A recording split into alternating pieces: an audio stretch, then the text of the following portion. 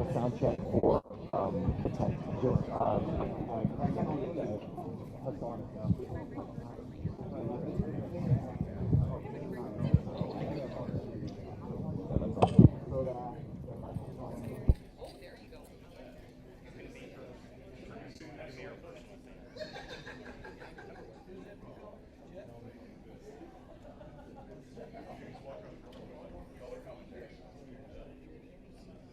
All right, check, sound check for the Chicago Smoking Tent. Can you hear us? Check.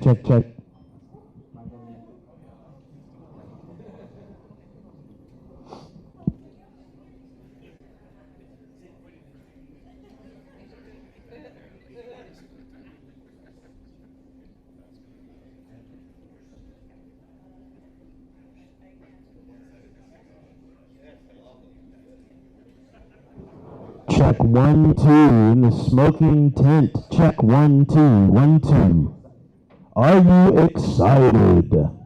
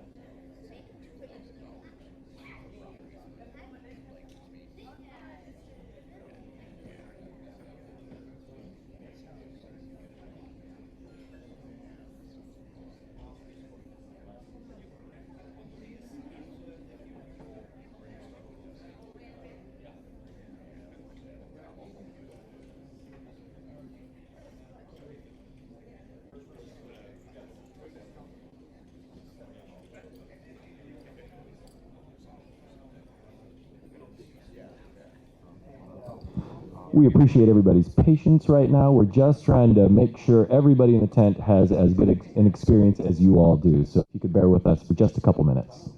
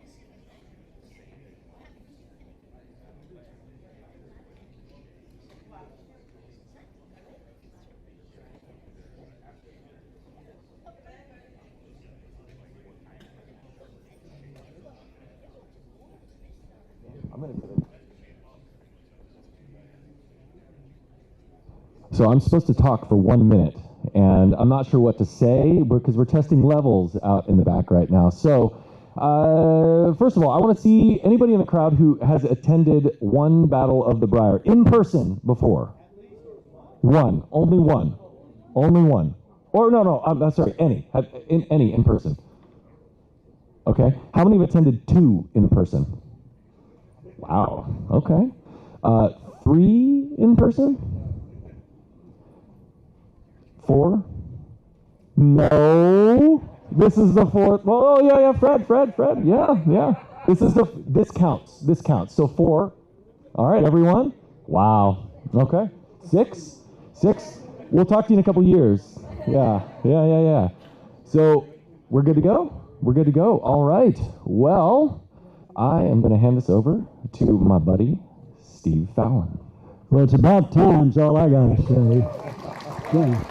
Hey, defending champion right here, beautiful wife right here. Hey, you're all right. Yeah, good to see you. Yeah. We're going to have a good time here today. We've got some unbelievable performers. It's, as you can see, it's an international group, and we're going to have a gentleman come up who is, in fact, the president of the Chicagoland International Pipe Club, who wants to say hello and welcome. So, Tim Garrity, come on over here.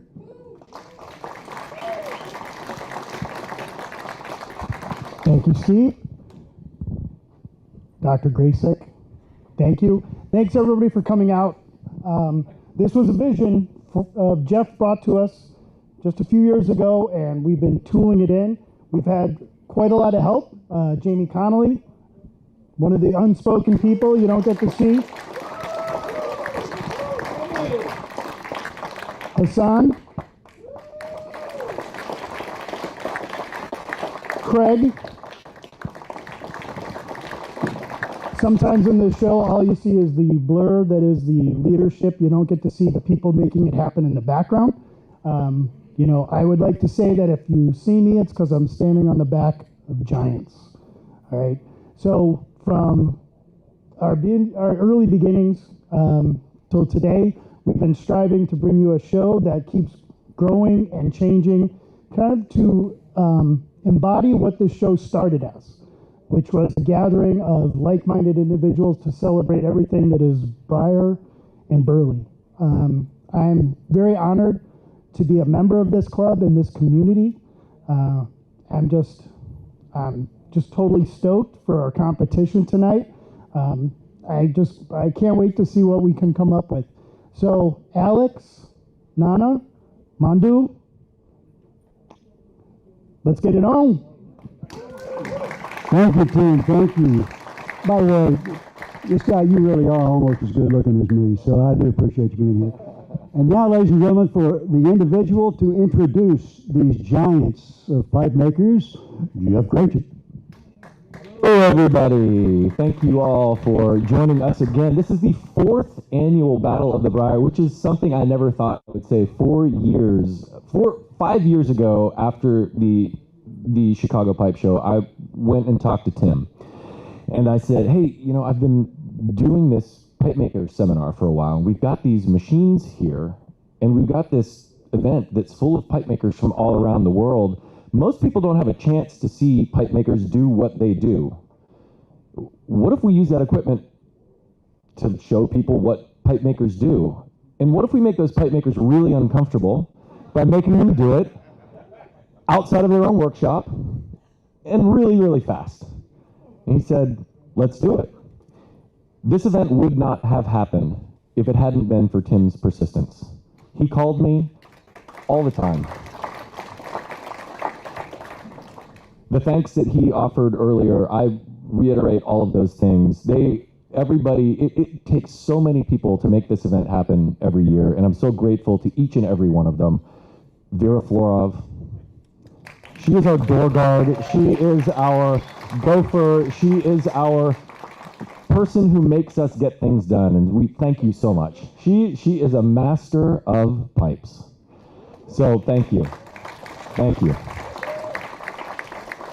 I also have a special thanks for all of the pipe makers who assist in the pipe making seminar. Can I get hands raised?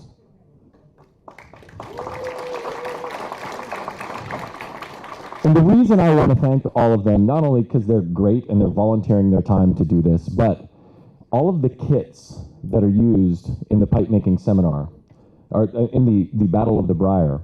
In the previous years, those were standard pipe making kits. It was a nice piece of briar that's pre-drilled, so the pipe maker doesn't get to choose that thing, and that's important for pipe makers, with an acrylic preformed mouthpiece.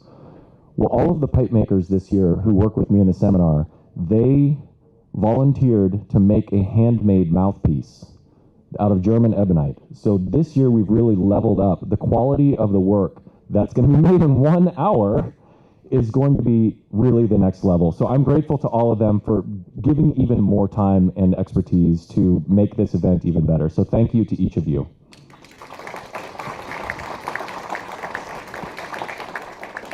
And so now I want to just take a brief moment to go to each of our pipe makers and have them tell you just a couple minutes, not a couple minutes, Alex, very briefly.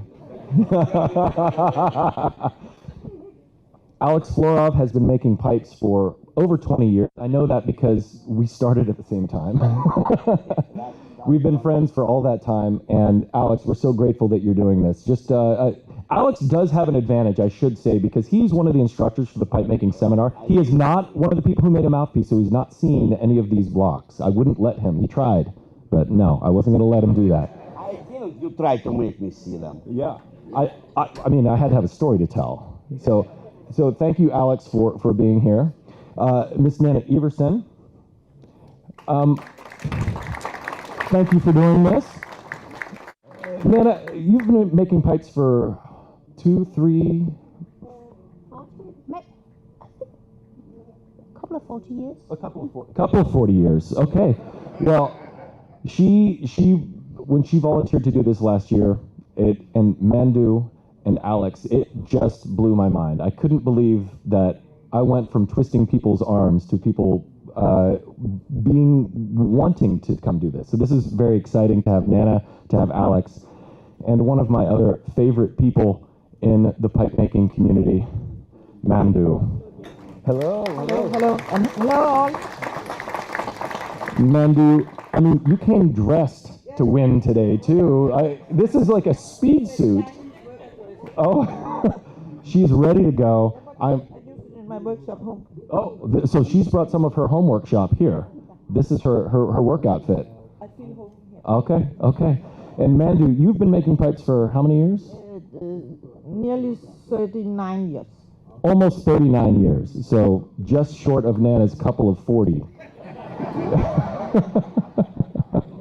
Well, thank you, Mandu, for being one of our competitors this year. I am, again, blown away. So thank you to each one of you.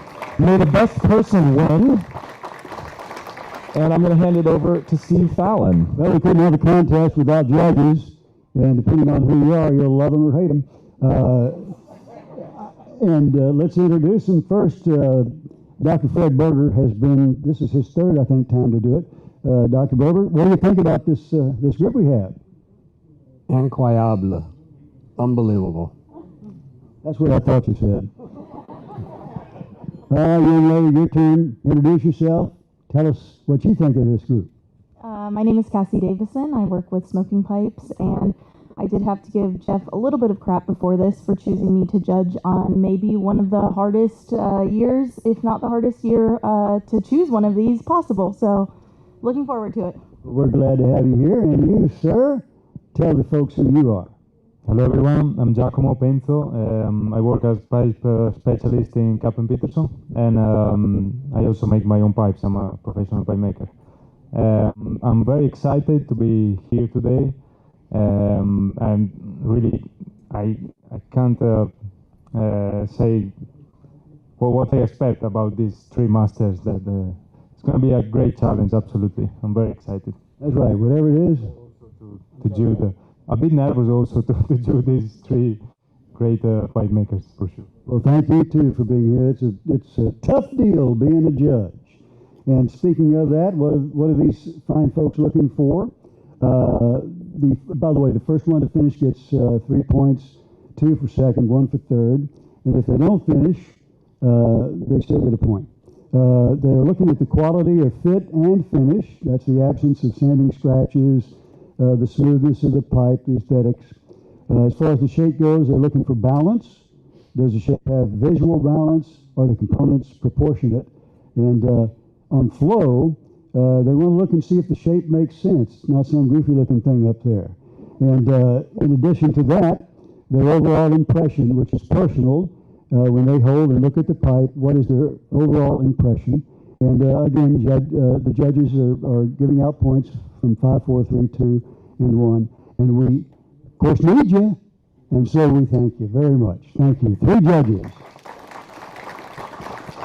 And Jeff, who are the fine folks sponsoring this competition? I believe we have a big applause that needs to be offered to our sponsor for the event. It is Peterson Pipes, Peterson of Dublin. They helped this come together. It wouldn't come together the same way without them, so thank you. Go buy lots of pipes from them tomorrow. So Cassie brought up something interesting. It's going to be super hard to choose between these 3 competitors, but it's not about the competitors. It's about the pipes, what pipes they're able to produce in this amount of time. This is an uncomfortable setting. This isn't what they normally do, where they normally do it, with the same choices available to them. So it's going to be a little uncomfortable for them, and that's part of the fun for us. Also, they're going to be working just a wee bit faster than they normally do. So that's part of the fun as well. So the judges then get to look at these forms, and hopefully as objectively as possible with the criteria, they'll be able to say who made the best pipe. And that's hopefully a very difficult choice. I want to tell you all a little bit about how this is going to go. I know many of you may be aware, having seen this before, but just to give you a quick run through, the competitors are going to choose a number from 1 to 3. Jared, can you get us numbers from 1 to 3 that you can put in your hat? And they will choose those numbers. The number 1 will get to choose their block first, number 2 second, number 3 third. Then they will go back to their stations where they'll have some untimed time to sketch their block and come over and use the bandsaw. Once they are all done using the bandsaw, they're to put their cutout pipe down and wait for the timer to begin. When the timer begins, the machines are on and the fun starts. So that's what you can expect today. All right, outstanding. Well, we don't have anything else to talk about, so let's go. All right? As soon as we have our numbers, Steve, I'm going to let you take them over to the competitors and let them choose their numbers. Oh, good. I get to do something. So you go get that. I am going to, for our crowd here, I'm going to lift these lovely napkins here and reveal our blocks for the competitors. There are blocks, they're all ultra premium quality blocks with handmade German ebonite mouthpieces. They are in multiple orientations and drilling styles to give variety to our pipe makers. I can see the pipe makers eyeing the blocks right now. Which one do they want? Which one don't they want? And which ones might be available to them by the time their number comes up. So here come our numbers right now. Competitors, please come to the front and meet our host, Mr. Fallon, and you can choose your block. All right. It's a clean-ish hat. Ladies first. We also have one more person to thank while this is going on. We need to thank Vermont Freehand. Our friend Steve Norris over here.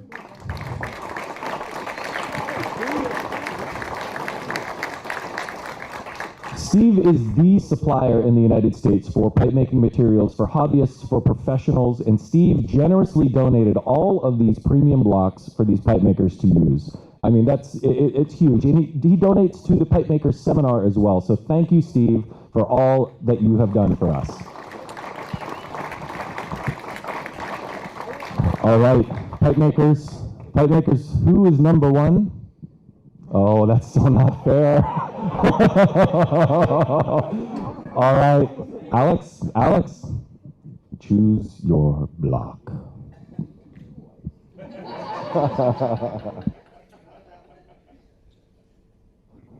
One of the things that makes this interesting, one of the reasons that this can be a little, what he is looking for is probably seeing, well, knowing Alex, he's saying, what fun thing can I do with this? And then he backs up from that and says, how long will that take? If he's wise, he'll say, how long will that take? And then he's going to try to find a block that maybe he can execute a different idea in for an hour. It almost sounds like I'm coaching Alex a little bit here. Yeah. Yeah. Wink, wink, wink, wink. Mm-hmm. He's looking at the only cross-cut block there. That's what us pipe makers look at for making like a fugu shape, a blowfish, or any number of. There are a lot of options available to pipe makers that are a little unique as opposed to a straight grain block, and this is the only one. For those of you who attended last year, it's like theft. All right, number 2, choose your block.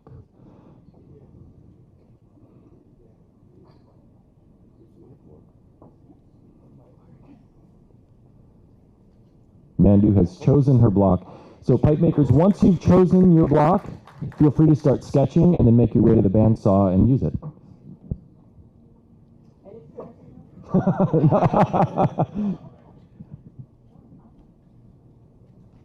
I think Mandu prefers hers.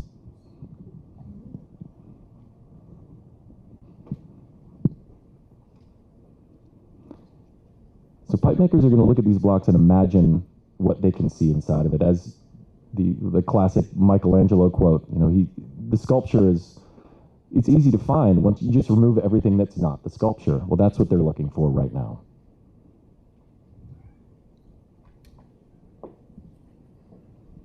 Okay. All right.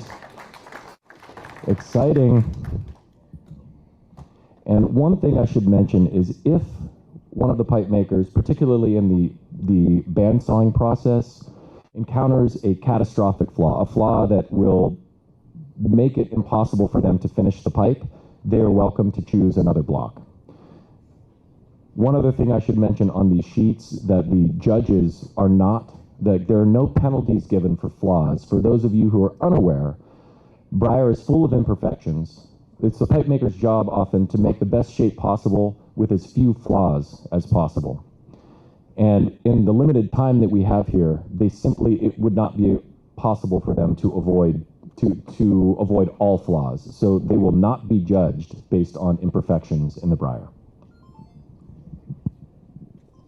All right, Jeff, are you ready for him to go scratch it out and get going?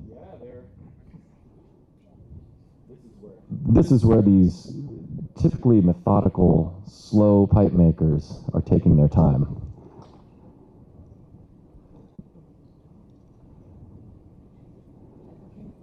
You can work, well, you need to use the Mandu. Only on the bandsaw.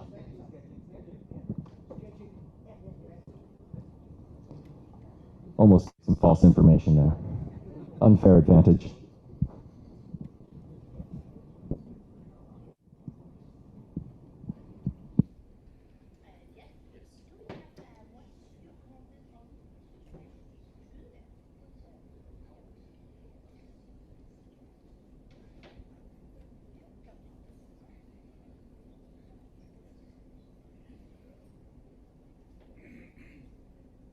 So even with the limited time that these pipe makers have to work, Nanna was just asking me if I had a measurement device, because we want to make sure it's important to have the appropriate wall thickness to make sure that the pipe will be usable afterwards. And we don't have those available because they're making pipes quickly. So they have to take that into account. They have to use the old finger test.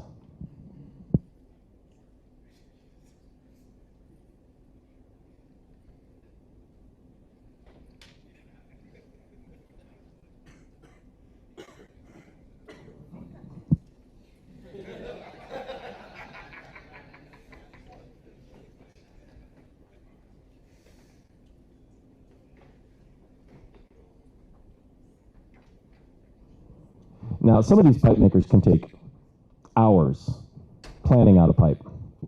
And so we hope your dinner plans are flexible I was hoping you'd give him 5 minutes. Oh, here we go. I just hope. Ms. Ivarsson is making her way to the bandsaw. Oh, Mandu. Oh, Mandu's just sharpening a pencil. She's scaring me. She's scaring me.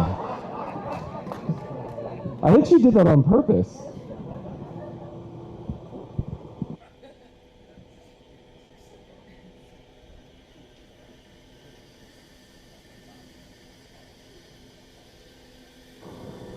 Hey, Jeff, would you explain the process of the bandsaw, how they work usually?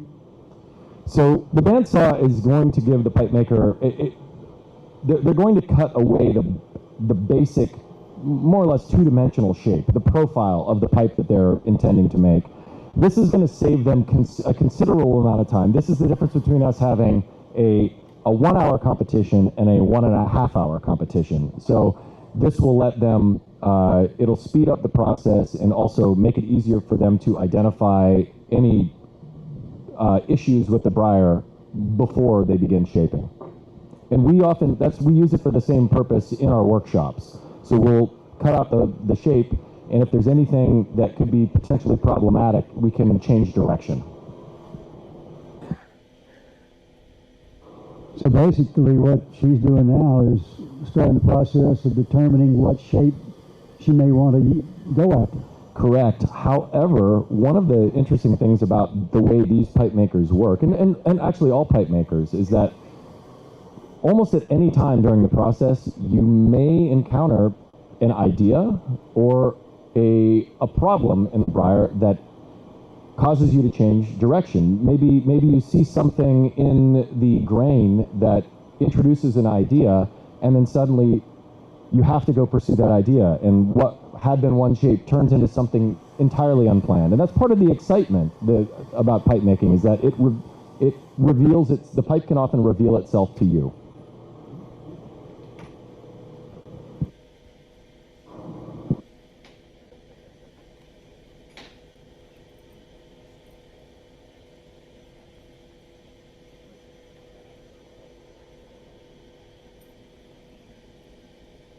I should also mention all of these pipe makers in their own workshop, each of them has a more powerful bandsaw than what we were able to provide for them. So this would be a much faster process at home, but this is, they're working, again, with something unfamiliar to them. So they're taking their time and making sure that they don't hurt the briar, or more importantly, themselves.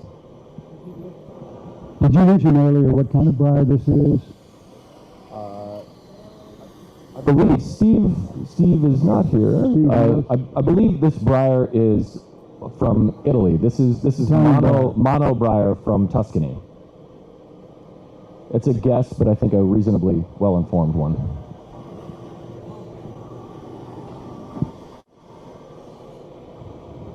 And so Nanna she's now cutting out the width of her mouthpiece. She has the profile cut out, and it looks like she has a Dublin shape.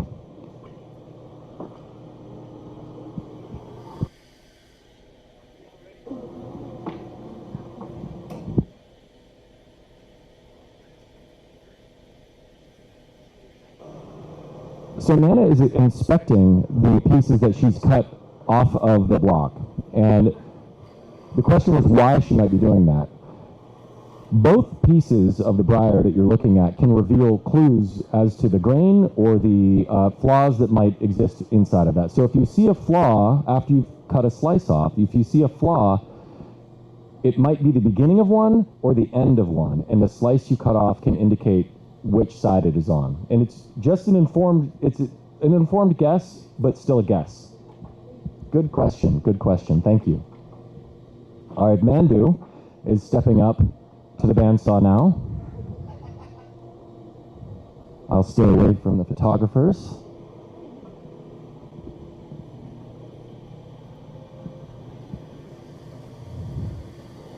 And now I know Nanna is just really eager to start shaping. She really, really wants to do it, because the idea is there, but she can't. But it looks like a good idea. I don't know if it's a winning idea, but it looks like a good idea. All of them can be the winning idea today. Let's see what Mandu is cutting out. So Mandu, famous for her small pipes, for her faceted pipes. It looks like she's working on a small faceted Dublin with a plateau top. And Nanna has left just a little bit of plateau on the rim of her pipe. So each of these pipe makers is playing to their strengths right now from what we see.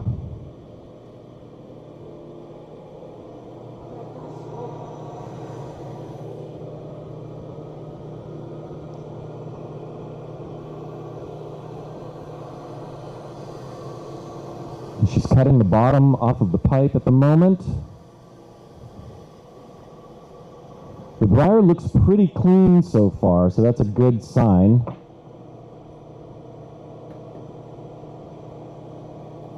She's testing now, putting her finger in the bowl and feeling on the outside with her thumb to get a sense for how thick the walls are, whether one side is thicker than the other. And that the more she can do here at the bandsaw, the less she has to remove with a sanding disc later. And just like Nanna, she is slicing the sides of her shank off, which will help save her time on the sanding disc. The way they're doing it right now, Jeff, is that the normal way that you would do it in your shop, or is this just because they're in a competition and need to be quick? That's a good question. This is probably how these pipe makers operate in their own workshops to some degree. There might be a couple time-saving things that they're doing right now. But again, working with tools that are not their own, there's a safety concern there because you don't quite know how it's going to perform. All right, Mandu has finished up with the bandsawing and is going to go take a seat. And now Alex Florov. Alex, he's putting his headphones on so he doesn't have to hear all of the hissing from the crowd.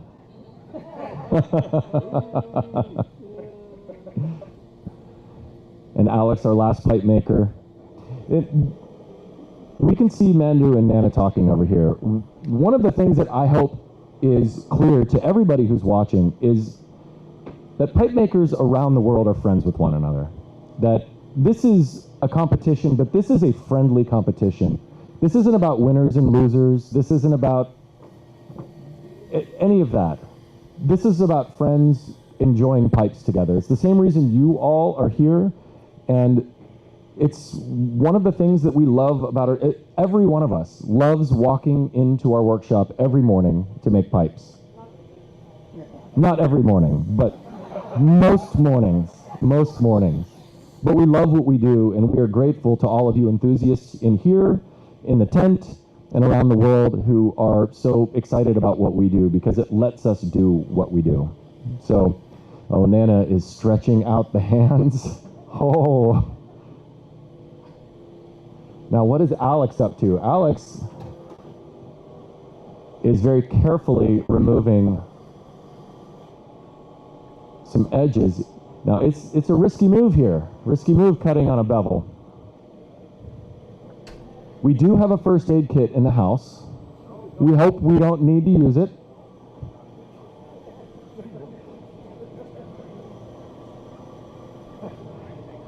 So as I was saying about the friendship among pipe makers, I suspect that each of them is as interested to see what the other is making, not for a competitive sense, but just because they enjoy pipes and they enjoy each other's pipes.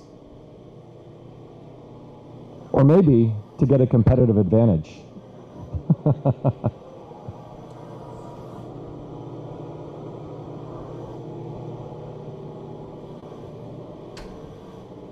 And Alex is taking small bites at his. Now, Alex's pipe making is different than almost every other pipe maker I know in the world. Most of us uses some variety of a lathe to drill our pipes and shaping wheels to shape the pipes. But Alex uses a different machine called a milling machine, which requires a completely different setup. It's basically a really, really fancy drill press that's very, very precise. And it blows my mind when he tells me how he does things. And he says it's very simple and it sounds very complicated to me. So I'll keep doing it the way that I'm doing it, but I'm very curious to learn or to at least observe how he does things.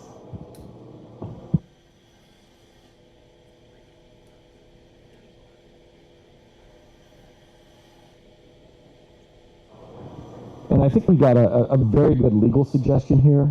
I think we should be very clear, don't try this at home.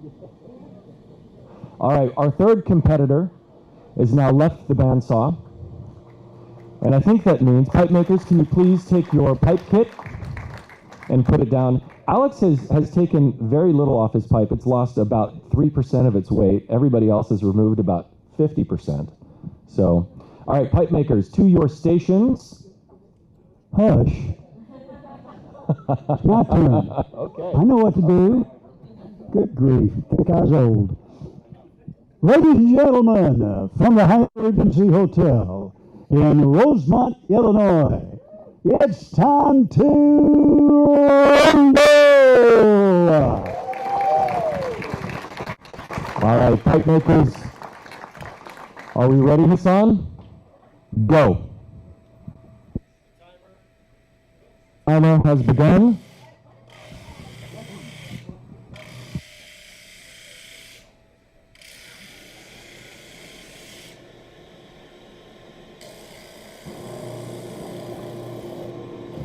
Yeah, all three at once.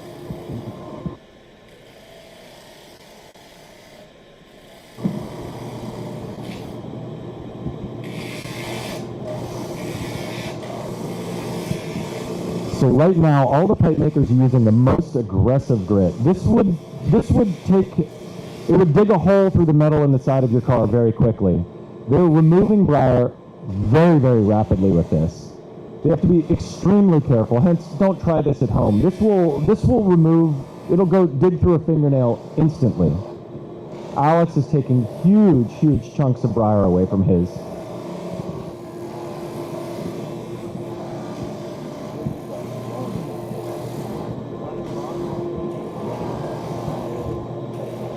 We have a question. Hey, Jeff, we have a question over here. Is everyone using these the sand suckers or whatever you call them? Are they using all three of them? Are they using the dust collector? Yes. There are dust collection. There's dust collection set up on every one of them. It's imperfect dust collection because this isn't their workshop, but they'll be using. This is the sound that you can probably expect to hear in this room for the next 20 to 30 minutes. We appreciate you understanding that, but this is what it's like to be in a pipe maker's workshop, which is where you all are right now.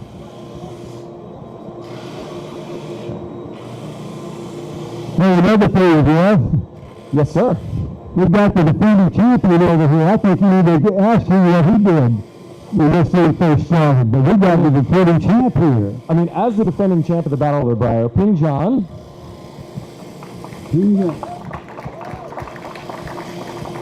Ping, having gone through this last year, this time crunch, the nervousness, what are you seeing right now? Well, I think everybody just here, they are focusing on the initial shaping and try to get rid of the big chunks as quick as possible to make very quickly that to have a somewhat of a, rough shape finished.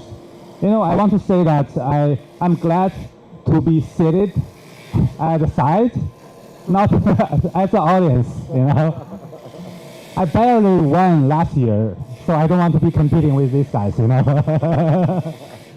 Thank you, Ping. Thank you. Appreciate it, Ping, one of the world's great pipe makers. As we go over here early on, judges, what are you looking at?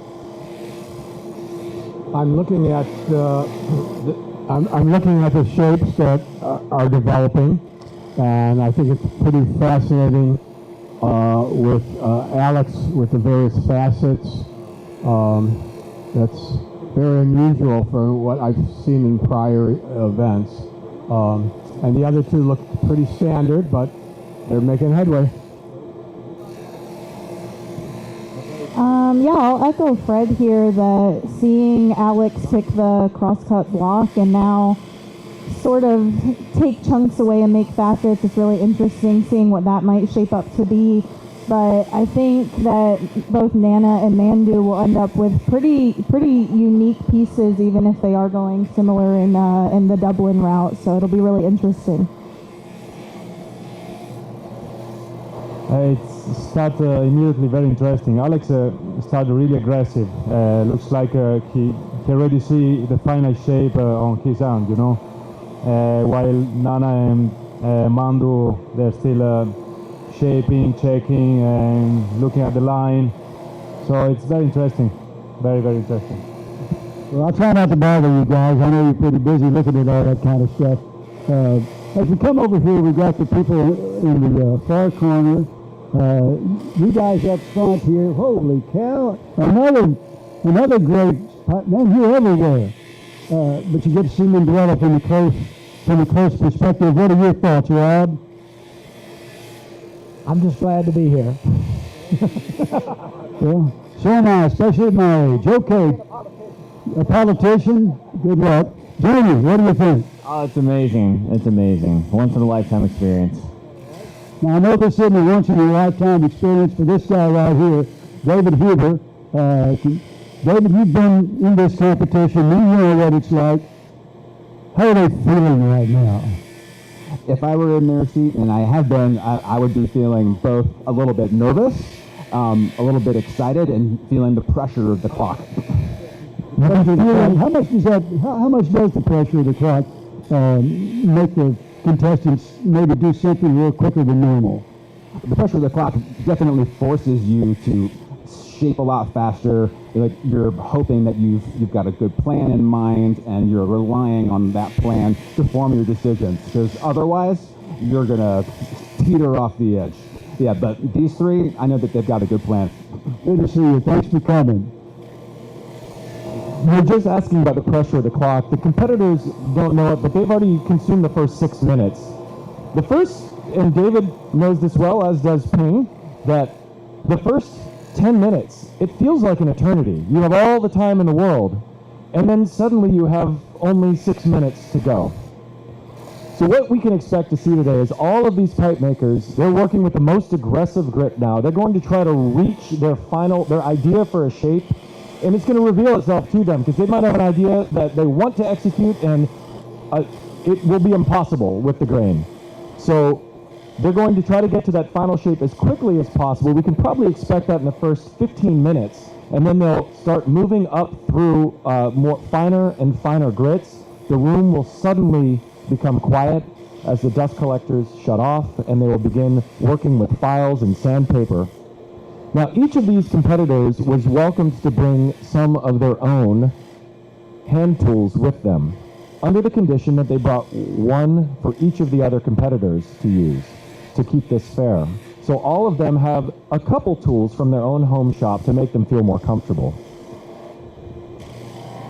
Now, Mandu is stepping from the extremely aggressive to the slightly less aggressive. This is a 50 grit for all of you pipe makers out there. They begin with 36. And she is also making a Dublin shape.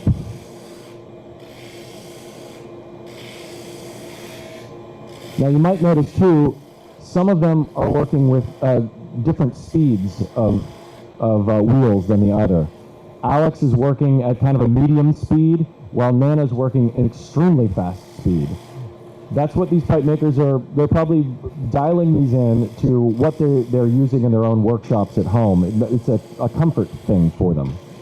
The slower it goes, the more precision you can have. Okay, well, thanks for bringing that up. And I want to ask, let's start on this side. Does anybody have a question to ask early on? Anybody want to ask a question? Except the judges, you can't count. How about your side? See if they're there. Anybody over here have any questions right now?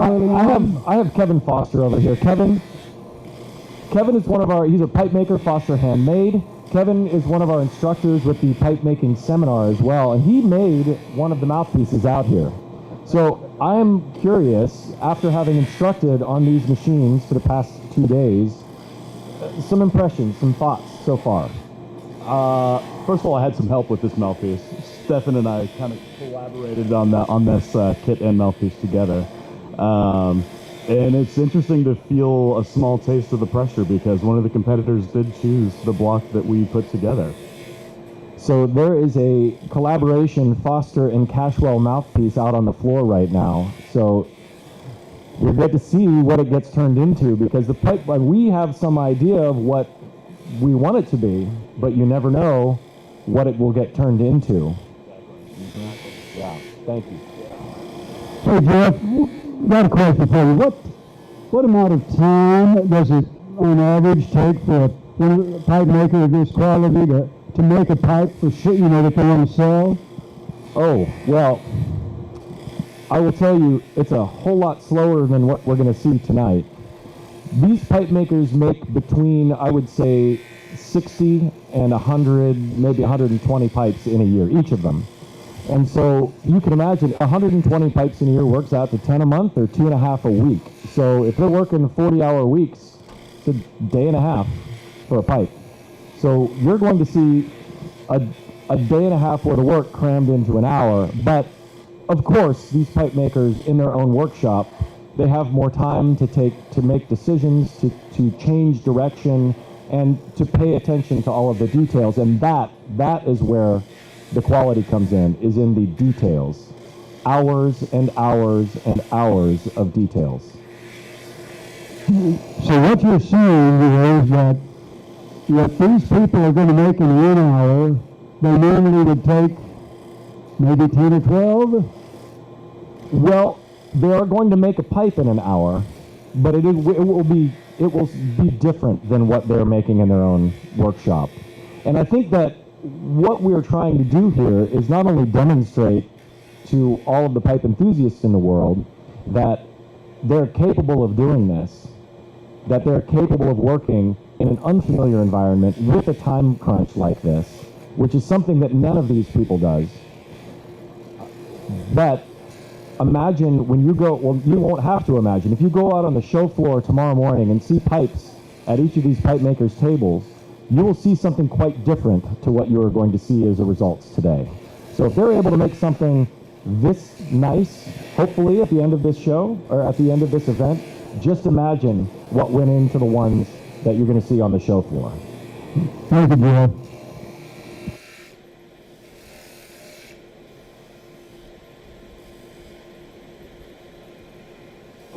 So I'm watching Nanna work over here. She has taken, for our pipe making students, she first was working with square profiles, and she's now made the stop sign that we talked to. So she's chopped the corners off of her square on all the shapes, and she's working her way towards making the shapes round. So it looks like Nanna has a similar process to what we taught you in the class, and that would make sense because I learned some from her and her father.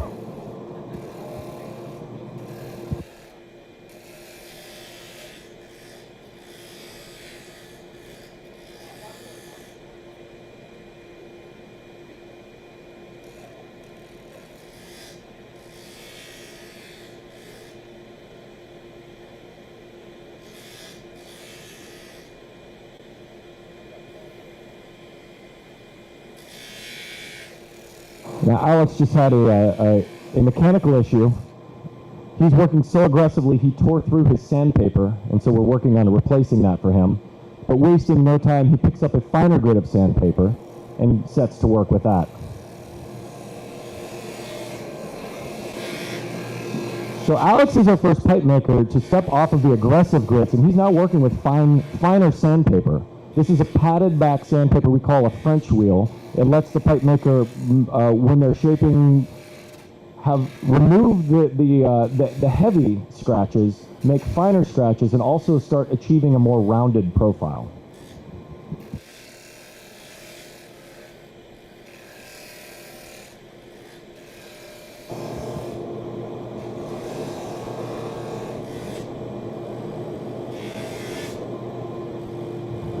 Mandy's shape is almost looking like a tulip.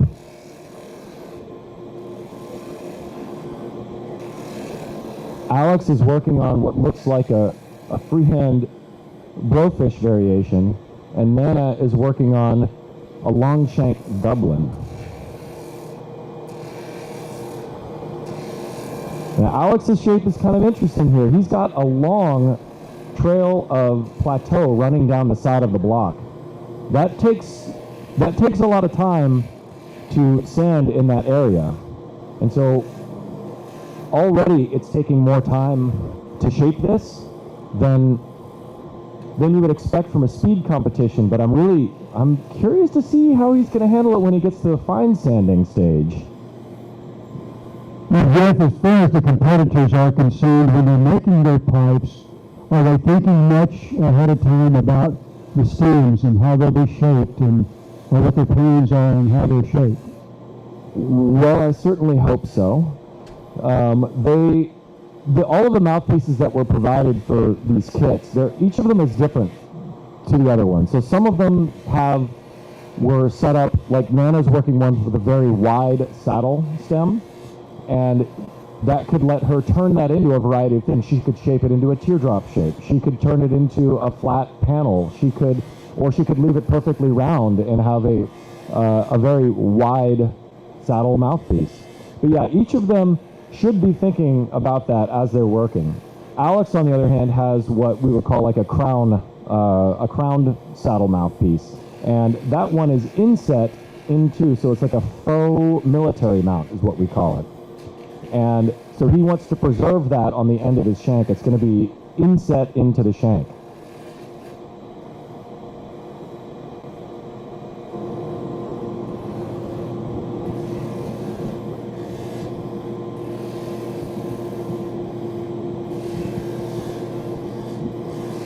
One thing I wanted to mention about our judges, and this has been the case every year, each of the three judges brings a different expertise to their observation of the competition and then the pipes afterward. Every year we try to have one person who is a collector, a person who has been collecting pipes for many, many years. That's Fred Berger. We also want to have an industry expert, someone who sees a lot of pipes on the commercial side, maybe buys pipes or is marketing them, and that's Cassie. And then we also like to have a pipe maker who has a totally different perspective than the other two, a perspective more like our competitors here, and that's Giacomo.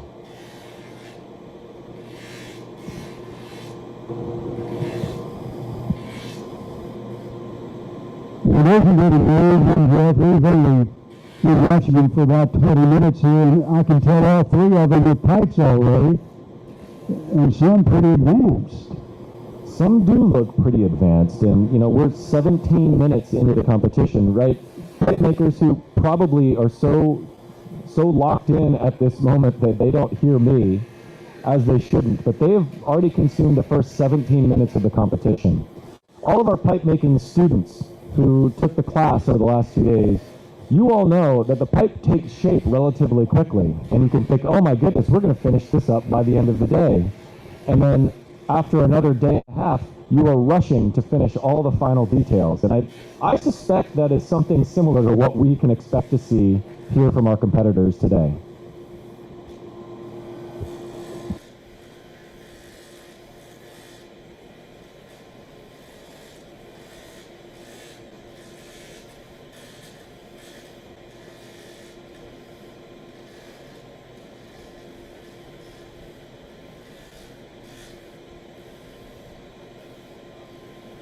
Steve, I wanted to point out here, Mandu is opening her water. Oh, I didn't know if it was, she's drinking the water. I didn't know if she was looking at the grain or she's getting a drink.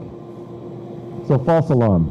Pipe makers will use water in their workshops to wet the briar so that they can see the grain to make sure that they're following it. That's part of what makes these high quality artisan pipes what they are, is the attention to that kind of detail.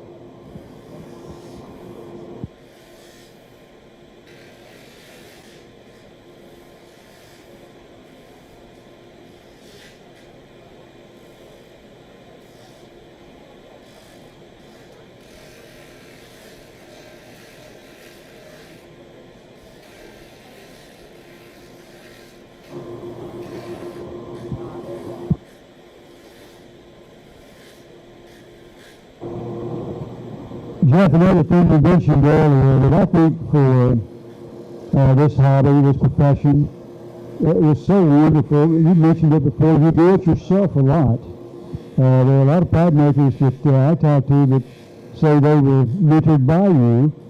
You know, I've noticed how these pipe makers that we're watching today, or tonight, or late afternoon, whatever it is, we're watching some people who have also given of themselves to other pipe makers to help them improve, to be better, and it just does seem like the pipe community, especially among the pipe makers, is a very neat group of people who like to share their knowledge instead of hide it from others.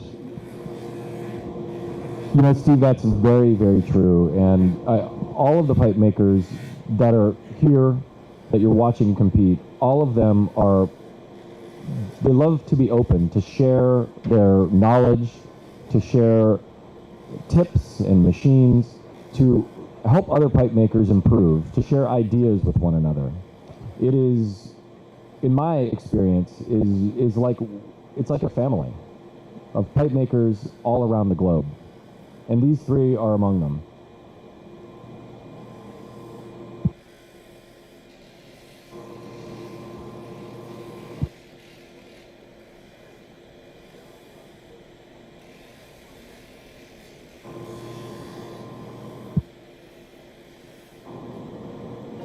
Jeff, I see we have less than 40 minutes to go. You're the expert on this. You've walked up there seeing the pipes. Is this about like it's been in past years, or a little quicker, a little slower? I think we're about on target with past years so far, but it looks like Nanna is moving to a finer grit. And I saw her eyebrows raise when you said 20 minutes. 20 minutes is gone.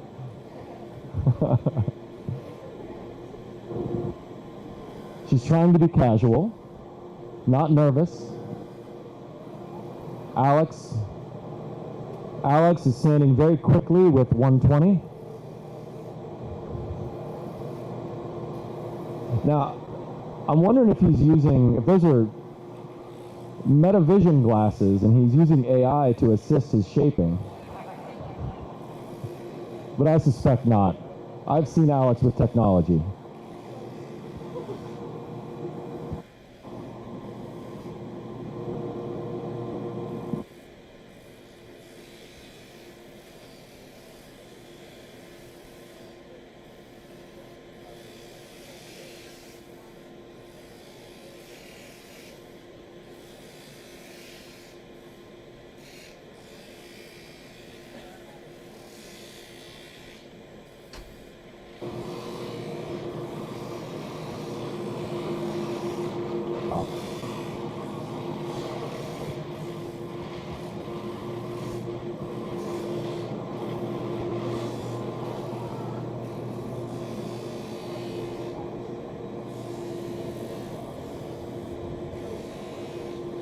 Mandu is taking very, very careful, delicate swipes with her sanding disc to bring her shank more into alignment with her mouthpiece. This is very dangerous. It's a dangerous stage because one nick of the mouthpiece means that she has a lot more shaping to do. It's more time. So they have to be extremely careful in these, that they execute their plan with precision, and with the time crunch, that just makes it that much harder.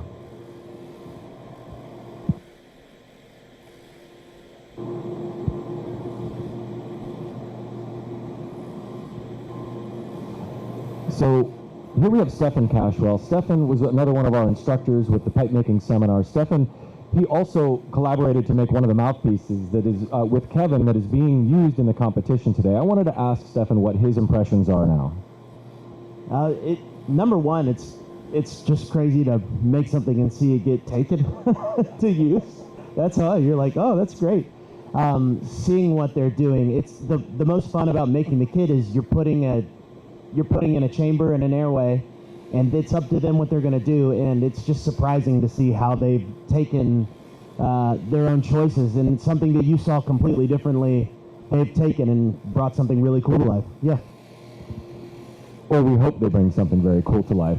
So far, so good. So far, so good. No errors that we can see out there on the competitor's floor, but you know, the future will reveal itself to us in time. In time.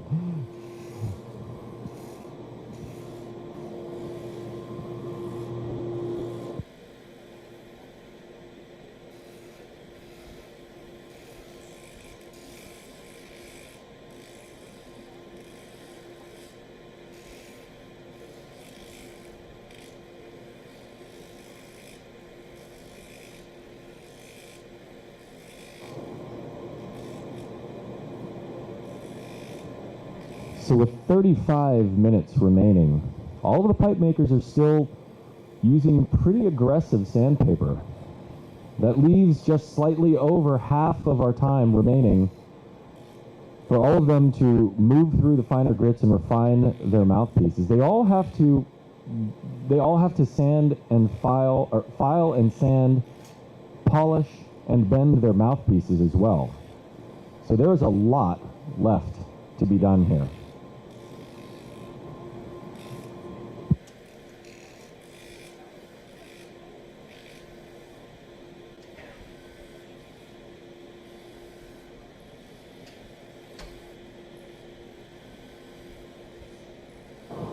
Now, these machines are something very different than what Mandu works with. Mandu works with what's called a belt sander. It's a very long, a 72-inch long slack belt, and it allows her to wrap the belt and her hand around the pipe while she's shaping to make very, very precise lines and movements. So this is something very different than what she works with.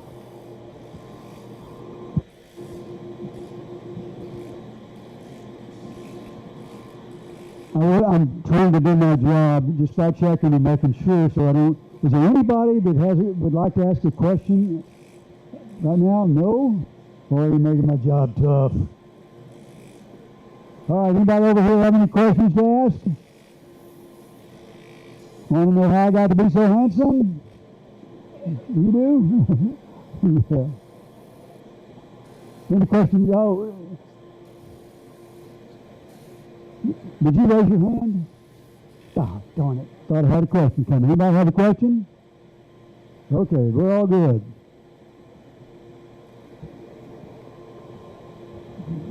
This is the part that I like because it's when they get really close to where that shaping process, all of a sudden before your eyes you're going to see a real pipe. And then they're doing all the small stuff to finish it out. And that's when time becomes a real battle. Now, Alex's block, I said we were working with premium blocks here, which is true, but we can all find surprises in these blocks. We can find areas where there's no grain unexpectedly. But Alex is he's making a very complicated blowfish with some very, very tight and beautiful grain. I'm excited to see what is going to come off of this wheel. I'm also excited to see when he comes off the wheel, because I'm feeling nervous. I'm feeling nervous. Now, what are you nervous about? Well, as a pipe maker, and as a pipe maker who has used these tools, I see the time just drifting away. Yeah. And I know how much time I would like to have for hand sanding and refining. And we may have passed that. Yeah, let's put a little pressure on you. Just a little. You've been up there, you've seen all three of them.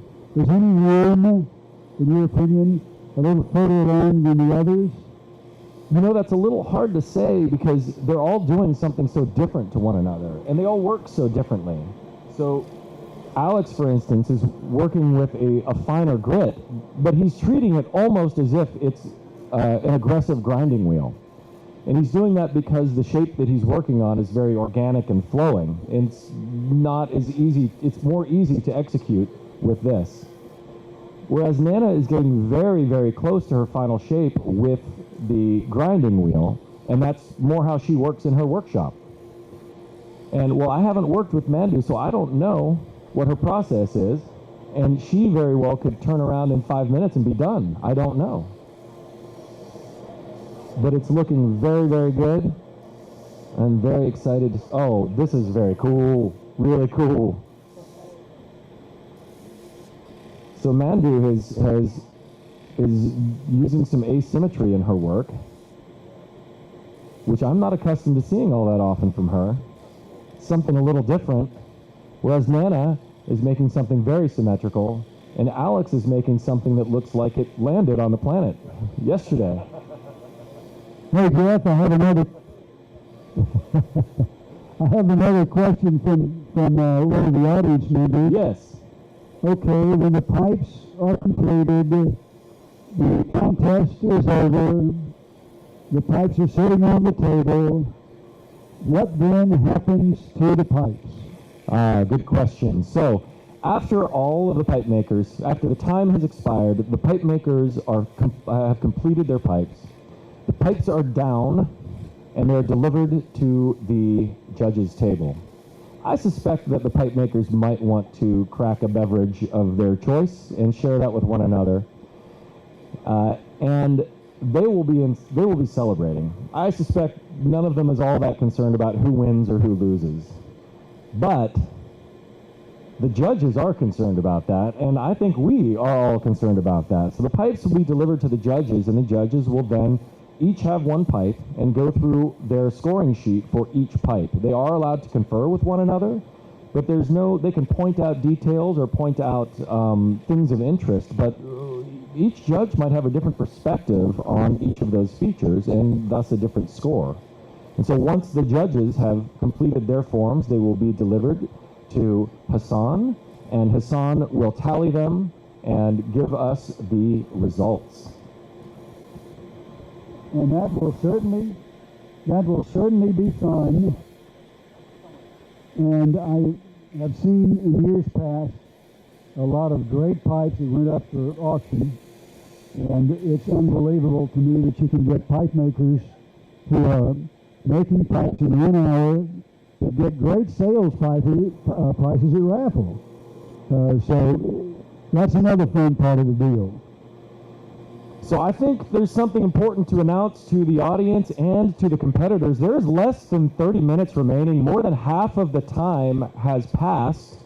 28 minutes and 30 seconds remaining in this competition. But no pressure.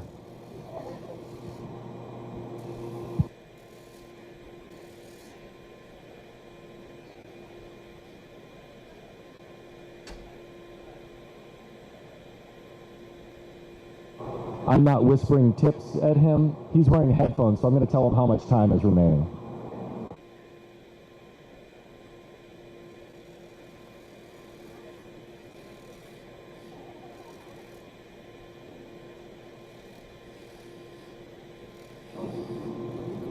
He didn't even know I was standing next to him. That's how focused he is right now, folks.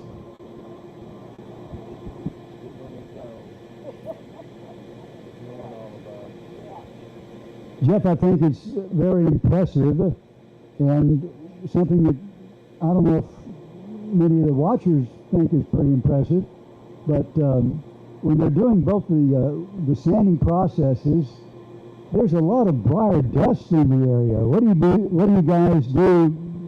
Anything else other than use the machines to keep your eyes clear? Well, I am very fortunate to live in a place where I can work more or less indoor, outdoor, and I just let the breeze take care of the extra. But most pipe makers are wearing some kind of dust protection over their mouths and have dust filters going in their workshops while they're working. Gotcha.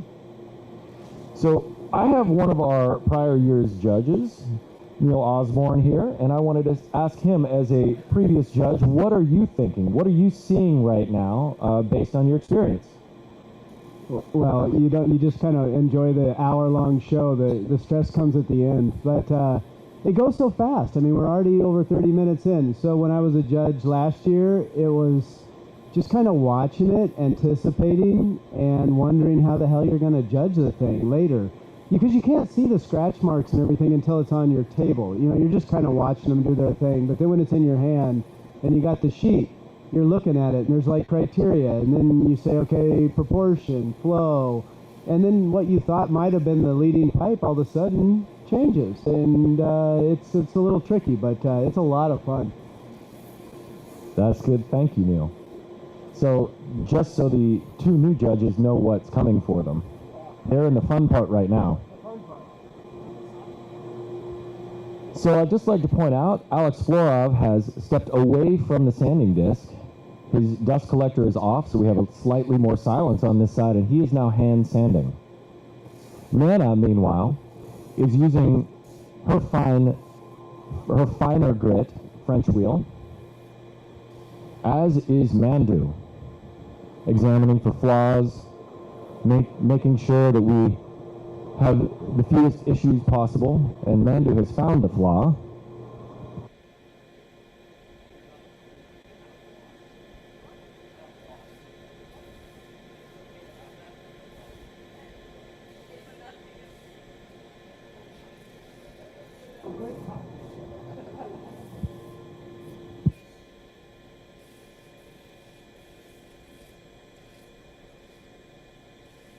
I think it's just fascinating to see how, even though each of these pipe makers is using the same tools and Briar from the same source, that each of them, and this is kind of in the nitty-gritty, but each of them approaches the disc differently, shapes differently. Their techniques are completely different. This is something that's more for the pipe makers out there. It's probably hard for the average viewer to appreciate or notice, but each of them is a very different way of shaping.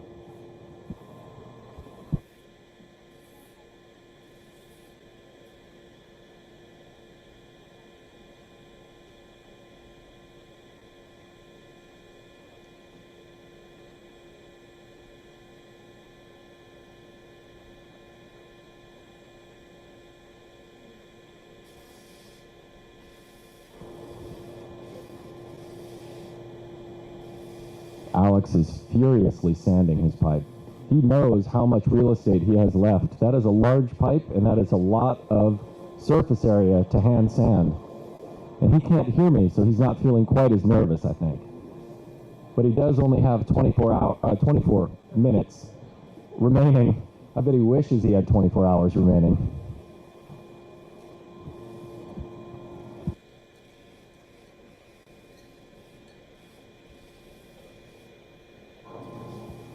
So I have one of our competitors from our very first Battle of the Briar, Jared Coles here. Jared, a phenomenal American pipe maker. He leads part of the pipe making seminar, and I wanted to ask for his impressions of what he's observed so far. Well, obviously, I'm nervous for them just because I've experienced it before, and so I have a little pit in my stomach about, are they going to make it? Are they going to make it? But I also, I really want to make a pipe.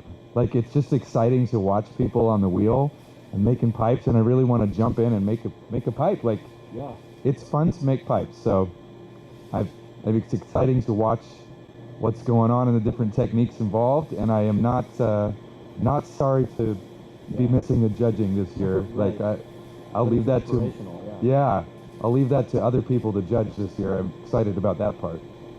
But it is very, very cool, and the equipment has been upgraded over the years, and so this is quite a professional workshop we're in right now. Yeah, it's dramatically different from the workshop that Jared worked on in his first year, where his dust collector didn't work, and he wore most of his pipe home covered in dust. But now, thanks to the Chicago Pipe Club, we have been able to upgrade all of the equipment so that it is far, far, far superior to that first year. And I suspect if we didn't have this equipment, we would not be seeing the pipe makers be making the decisions that they're making right now. The shapes are more complicated than they would have been if we'd worked in that first year.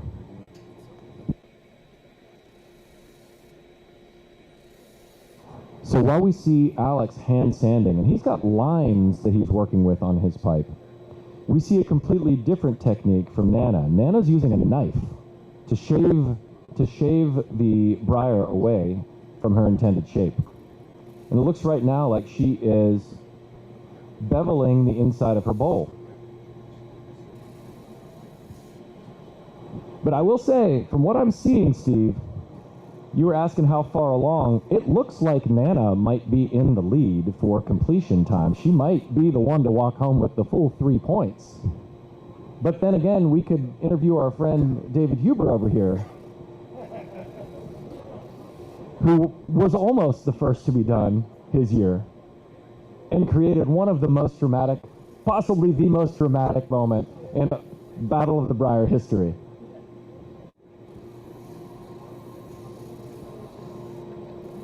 Competitors, we have 20 minutes remaining. 20 minutes.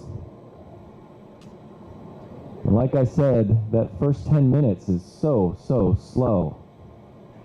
And then the rest of the time just evaporates. Now, Jeff, when you were talking about the beveling, what do you mean for people like me who hardly can handle a screwdriver? What does that mean? So if you have seen, pull one of your pipes out, especially one that has like a larger top on it. The beveling is the angled, it's like an angled panel that leads into the chamber. It's a way to differentiate, like visually, the top of the bowl from the beginning of the chamber. It also breaks what would be a 90-degree angle on the wood. So when you are using the pipe, that you don't burn the edge and char it away. This helps prevent that from happening.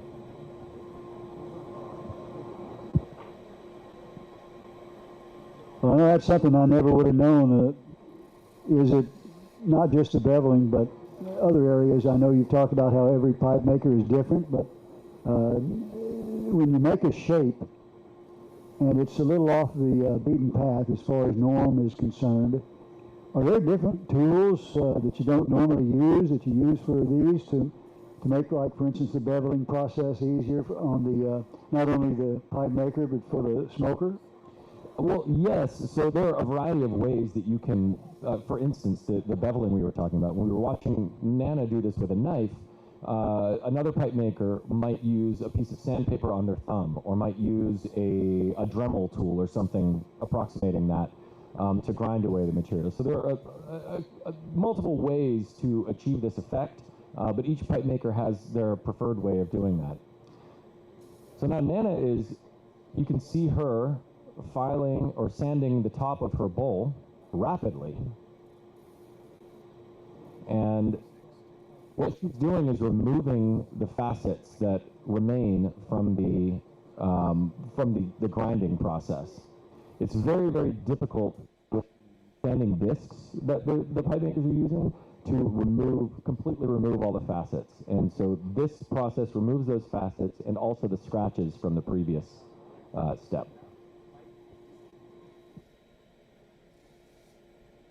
We can see Alex is back on the focus. Perhaps he encountered something that he wants to remove. Perhaps this is a faster way to achieve the effect that he is targeting. But I'm going to step in and just get a peek at what he's doing.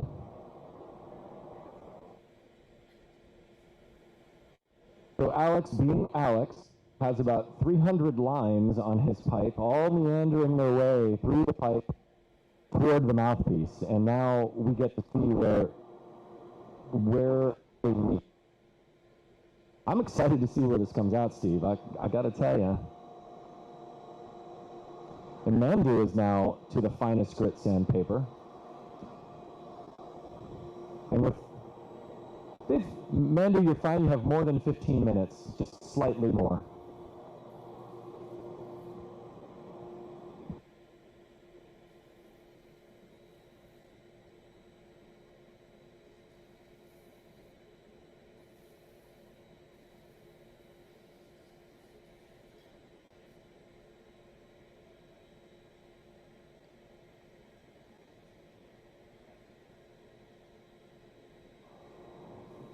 So I've got Shane Ireland here from SmokingPipes.com. Shane and I, we've been friends for a long time, since he was in his 20s and I was older. And Shane knows all of these pipe makers personally. Shane has probably been to all these pipe makers' workshops. having seen them all work in their workshops, what are you seeing? Well, that's the funniest thing, because all three of these pipe makers are known for their like extremely meticulous approach in their work, whether it's a simple shape or something super complex. Time isn't really a factor. Perfection is the louder. Really? Okay. I'm saying that time is usually not a concern or a factor. The pursuit of perfection and the best possible result is what these three pipe makers are normally striving for, and. Yeah, honestly, I never would have imagined what it would be like to watch any of these three masters work so quickly, and it is really interesting to see sort of the adaptability that's necessary in a setting like this, when that's just normally not a problem. Thank you. Yeah, it's just I never would have expected to see what I'm seeing here. Now, Alex is using a knife. I've never seen Alex shaped like this with a knife. And he has encouraged me to try doing it, and it just, to me, it feels like a really good way to visit the hospital, which is a specialty of mine already. So I don't want to I don't want to introduce any other problems, but it seems like he might be achieving an effect pretty rapidly with that, as Nanna did. And Mandu, I think, is probably the most out of her element here, just in terms of workshop, but she is, as you said, the adaptability is the thing that's really stunning here, and that I hope all the audience members can gain some appreciation for, because this is so very different, both the time and obviously the audience. The other thing I was going to ask you earlier, Jeff, is normally how much of a percentage of the total time in crafting a pipe from start to finish is the shaping process versus all the finishing and the detail work? Yeah, that's a very, very good question. So I call it the most exciting time of pipe making is the first 15 minutes. That's when you take the block and you shape it, and then as people who are not pipe makers, you might see that and say, oh, it's almost done. Like, how much time could that possibly take me? 10 hours or so more? Enormous amount of time. That coming to the rough shape is the fastest and really one of the most rewarding parts of it. And then there are a whole bunch of really slow, meticulous parts in between. And that's exactly. So 70% of the time, a vast proportion of the time is shaping here, which we would do quite rapidly at home. And now, much to all the audience members' excitement, the room falls quiet, but the sound of sanding and my droning voice.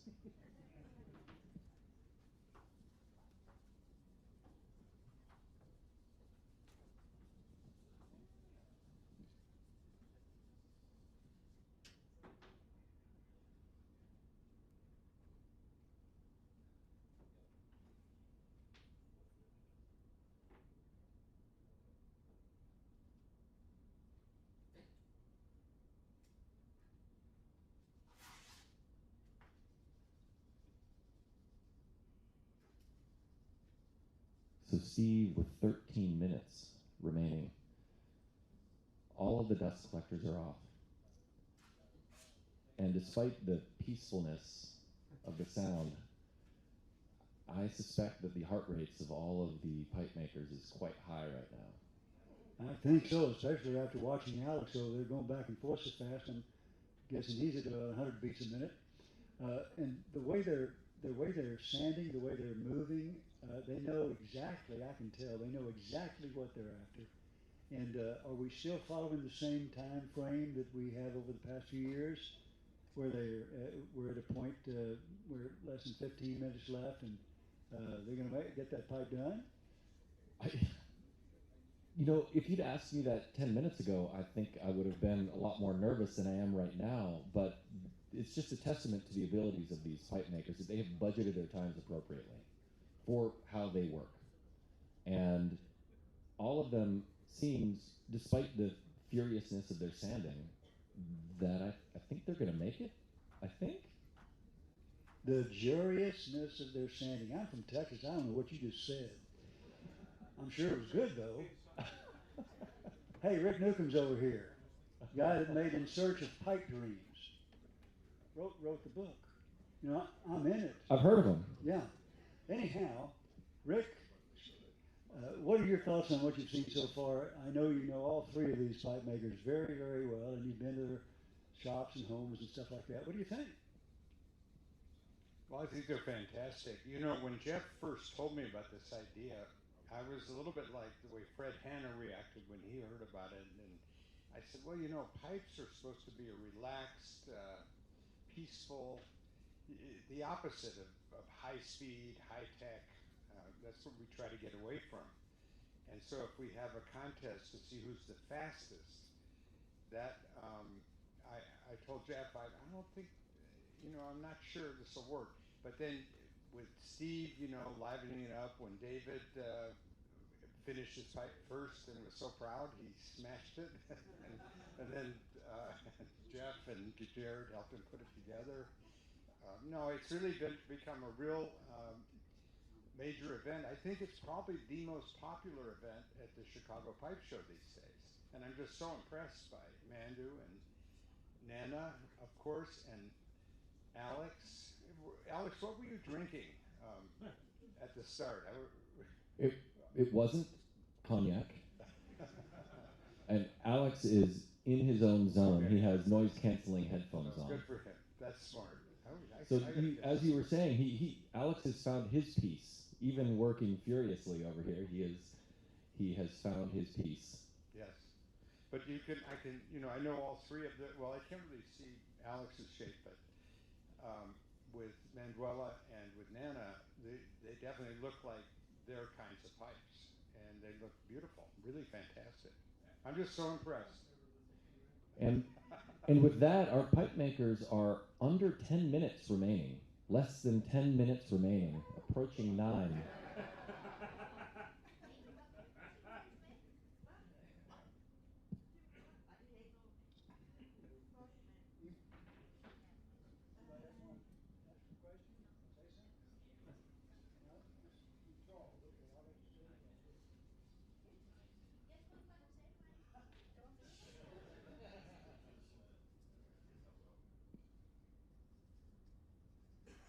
And just so the pipe makers know, when you are done with your pipe, when you have polished it, when you are ready to present it to the judges, you are to walk it to the front and place it on the table. If the time expires before you deliver it, the pipe is done. The pipe is done when the time expires if you haven't completed all of the steps. And so then, as soon as the time has expired, it is to go to the judges. But hey, if you finish with 7 minutes remaining, we have 8.5. But if you finish in 1.5 minutes, then you can deliver it then.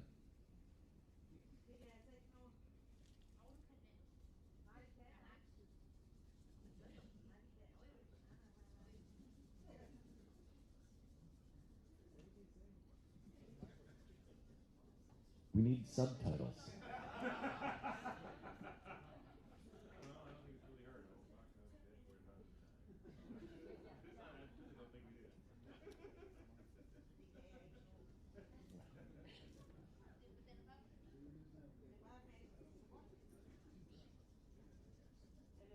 Now, Alex is working with a file. Those are some insane details he's putting into his pipe. It's a big risk he's taken with this shape, but he came to win.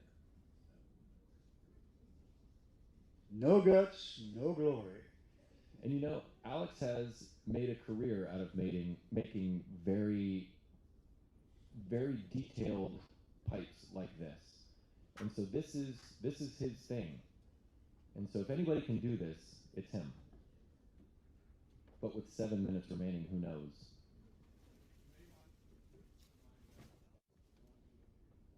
Okay. And so just to remind our competitors, the first to finish wins 3 points, the second 2, and the third 1. But of course, that's only one component of the judging. And the smallest.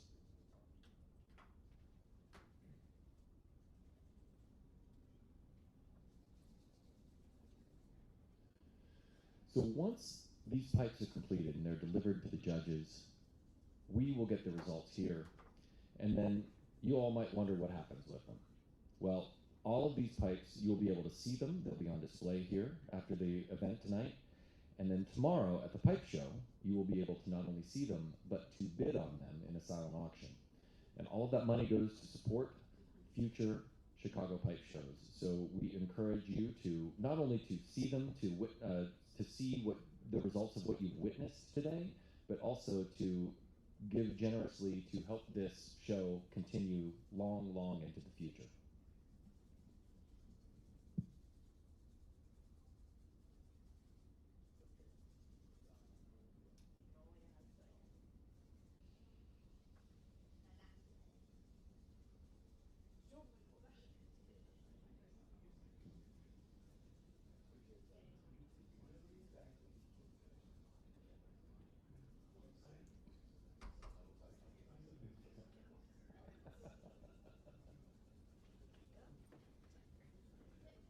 Pipe makers, we are approaching 5 minutes remaining. 5 minutes.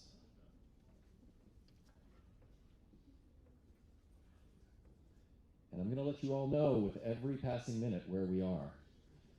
And I'm going to have to tap on the table 5 times for Alex, and then 4.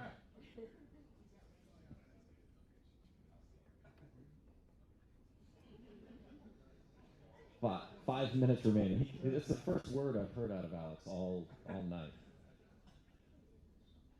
Well, you know what I'm really excited about is, and I'm sure the Chicago Bike Show folks are too, is the fact that tomorrow, when the show's going on, a lot of people are going to have an opportunity for the first time in their lives, maybe, is to go and bid on a Florov, bid on a Nanna, bid on a Manduela. And I'm kind of thinking the prices are going to be pretty high no matter what they end up looking like. So that's pretty smart.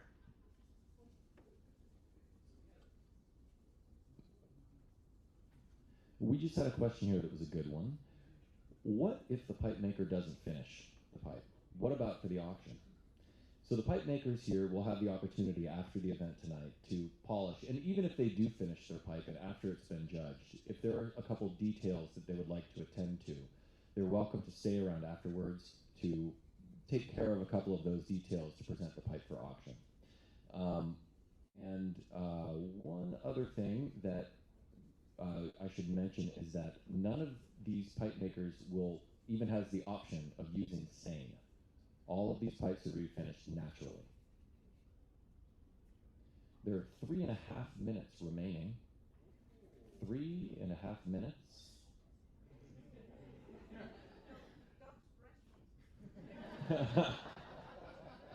Mandu says, "Don't rush me."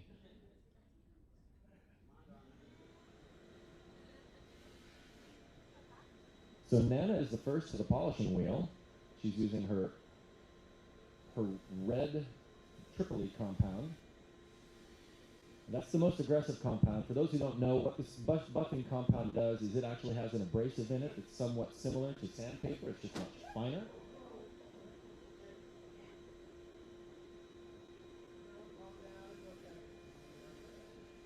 And that's something that I think all of our pipe making students, it's a sound that we heard in our pipe making seminar.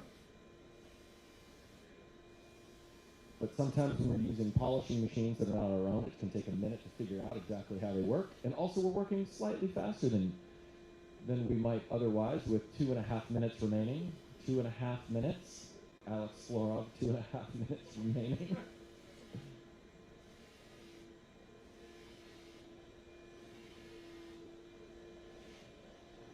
It's looking good. Looking really good. With 2 minutes remaining, both Alex and Mandu are still sanding and filing. Oh, look how aggressively Nanna is buffing this pipe.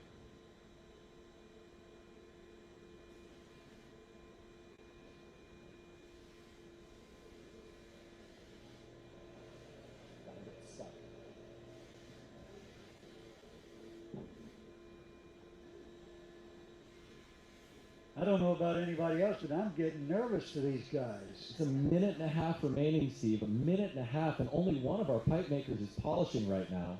I noticed that. They just like living on the edge, I think.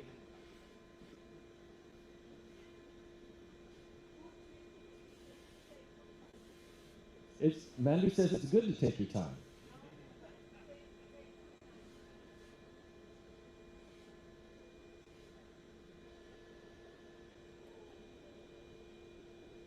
Just 1 minute remaining, and Nanna is now bending her mouthpiece.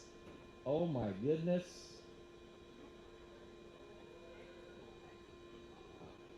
The other one. 40 seconds remaining.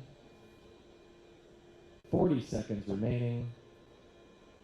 And I think because one of our heat guns isn't working, we're going to give our pipe makers the opportunity to bend their mouthpieces after the time has expired. You can go polish. You can come back after. So they can bend their mouthpieces afterward. 20 seconds remaining. Alex, 20 seconds. 12, 11, 10, 9, 8, 7, 6, 5, 4, 3, 2, 1. Pipe makers, you are done. Wow. Wow. Okay, we're going to let our pipe makers take a couple minutes here to bend their mouthpieces. No more sanding. Mandu found a reasonably deep flaw in the side of her pipe. It's an exciting one. You might get extra points for that. They're gonna bend their mouthpieces first.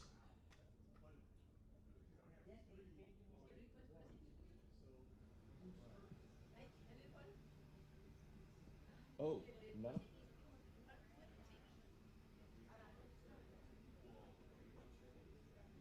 Because none of the pipe makers got their pipes on the table, 0 points will be awarded for first, second, or third. So that's one way for the pipe makers to manage it. They are all friends after all.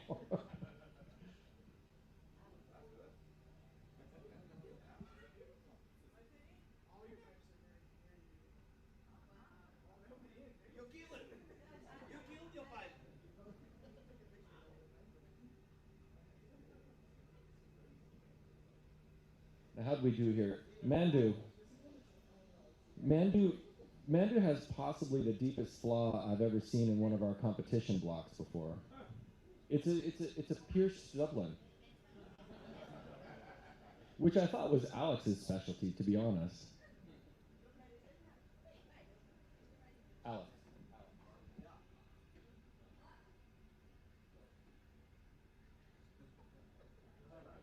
And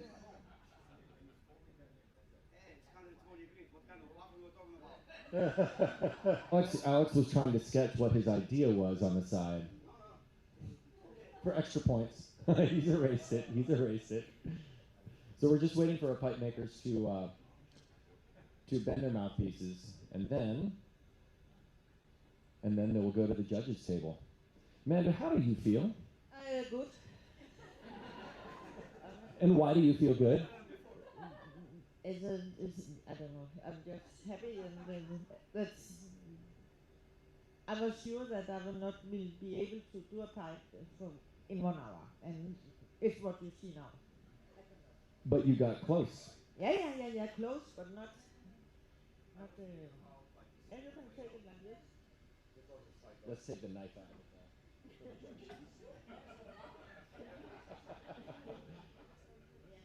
But I think my idea was that. Yeah, no. Well, I'm not going to say anything. We'll let the judges judge. So Nanna's the first to put her over. Yeah. I'm slow. You're slow, and that's what makes this competition exciting. Alex is slower. But I will not bend it. You want to leave it straight? Okay. Then you can deliver your pipe to the judges. Can I do a little more? No. And if I said you could just take a little more time, it could be a couple hours.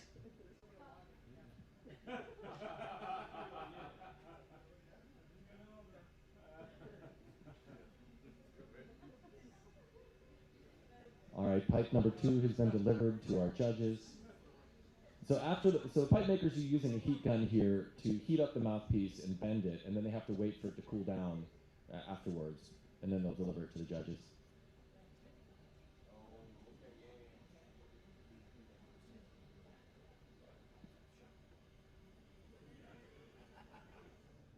All right, sound is off. Alex is going to deliver it. So now the judges will begin the judging. All right, Nanna, can I ask you some about your experience? So now you're on the other side of the hour. What was the hour like? It was so fast. And I came up with 30 minutes, so I was like, oh, I have time. And if I know it was 10 minutes. And I feel like I actually make a pipe. But then I saw Alex pipe. Yeah. But it was fun. Yeah. And it was challenging to have a block who is drilled this direction, who I'm abusive, to force myself to make something I didn't want to make, but did. Yeah. But it was fun. And that's one of the exciting things about this competition is that you don't get to make some of the important choices. Some of the mouthpiece length, the drilling angles, the drilling dimensions, it's not up to you. The only thing up to you is the choice. But it was fun? It was so fun. Yeah. And so will you stick around for another hour and make another one? No, I'm just joking. Thank you, Nanna. So, Alex, since you haven't been able to hear anything going on the entire competition, and I think you might win the award for he who's covered with the most dust, which is you look like a real pipe maker right now. Yeah. So, what was your hour like? That was fun. The initial idea was much more simpler, basically like simple lump shape and finish it fast, but Briar actually was good. And you can't help yourself, can you? That's the shame to waste a good piece of Briar, not leaving the details according to the grains. So I just follow the grains. And that's what makes what you do and what all 3 of these pipe makers does different than people who make pipes rapidly. Well, it's craving for the grains. We all pay attention. It's creation of nature. So to force it's in something else, so it's like abomination, honestly. You got to follow. It's just pleasure. I had a lot of fun. I'm just, concentrating on the grains, shape, lines, and I didn't think about anything else. And what did you think when you got your first time warning? Practically nothing. I just, okay, it's half an hour. Yeah, it's just information. Yeah, it's nothing important. In this case, it's just, I'm not racing anywhere. I'm just doing what I do. So I just enjoy myself. Well, thank you. A big round of applause for Alex Florov. And Manduela. What did you think when I asked you to do this? What did you think? I said, can you make a pipe in an hour, but not in your workshop and in front of an audience, a live audience? I think, okay, I can try, but I was not sure. And you see, I cannot. You didn't finish, but you nearly finished. No. But it was, yeah, it was fun, but I need my bang base. I'm not used to do this so much. So, but it was fine. And I have to say, as someone watching you and watching all 3 of you, like, it's not about even crossing the finish line. It's about seeing what's being done here. And I think everybody in the audience would agree with that, that what we witnessed tonight was something pretty incredible.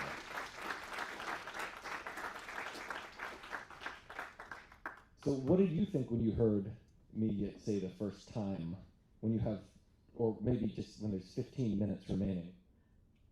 As it now, yeah? Yeah, when I said it tonight. The 15 minutes, then I think, yeah, this is how it is. But I knew I will be slow and not be able for 1 hour. I never have made a pipe in 1 hour, and I have made pipe in 39 years. So in a way, in myself, I was sure. But I can, of course, I could make a pipe, but because the pipe is just, it was the block you got. It's a hole and mouthpiece. It's a pipe. But you want us to make it fancy. And that I cannot do in 1 hour. Well, I'm just stunned that you all did so well, and so grateful that you took time from your Chicago show, because pipe shows are kind of like family reunions and vacations for pipe makers, and taking time. I have learned something. I have learned to use more what's called this, because normally I only use this, and after that I use the band belt, and not all this thing here. And you probably had the most, you work in the most different workshop to what we have here. So you had a bigger disadvantage than both Nanna and Alex. Because I'm old school in many ways. Also in my workshop, I'm a little old school. Yes, I know. So I'm curious. I'm gonna thank you. Yes.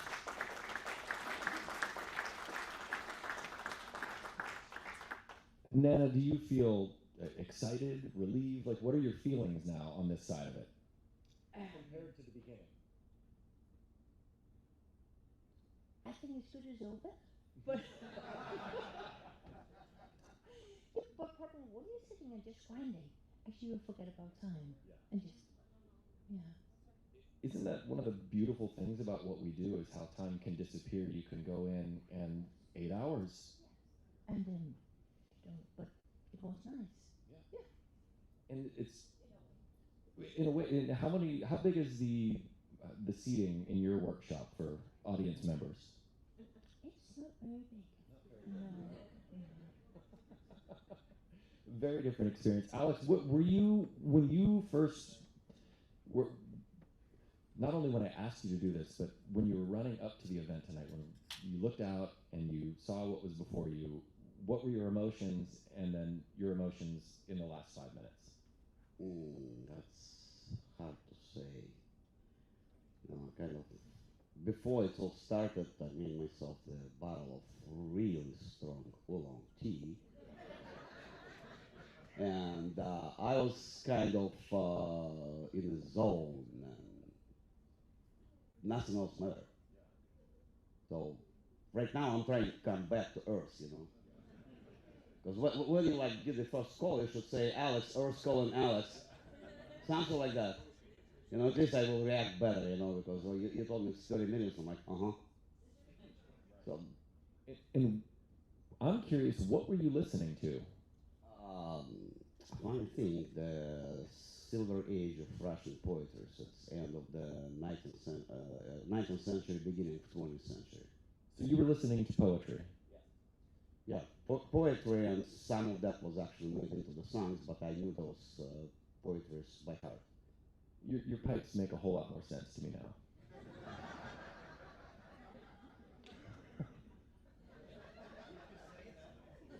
I mean, it's a beautiful thing. You make poetic pieces of art. And Mandu, are you happy to be done, or do you want to make another one? I want to finish it. You're welcome to stick around afterwards and do some more work on it. Yeah, it's not finished. And we have to finish our work. It's just what we do, eventually. but before I also need a cigarette soon.